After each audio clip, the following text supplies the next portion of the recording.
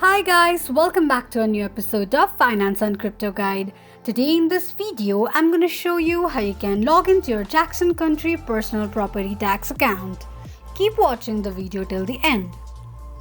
To log into your Jackson Country personal property tax account, firstly go ahead and launch open your Google search.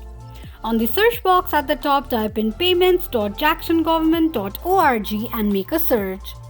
The official page of Jackson Country Personal Property Tax account will appear on the screen.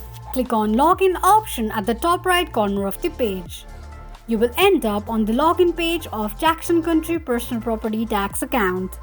Enter your email address and password associated with your account and tap on Login. Tick mark on the box that says Remember Me in case if you want your ID to be remembered next time you log in. Click on Show option to check if you have entered your password correctly or not. In case if you don't remember your password, click on Forgot Password option.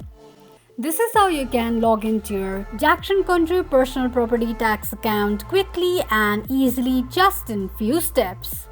If you have any thoughts or queries, let us know in the comments section. Don't forget to subscribe to our channel.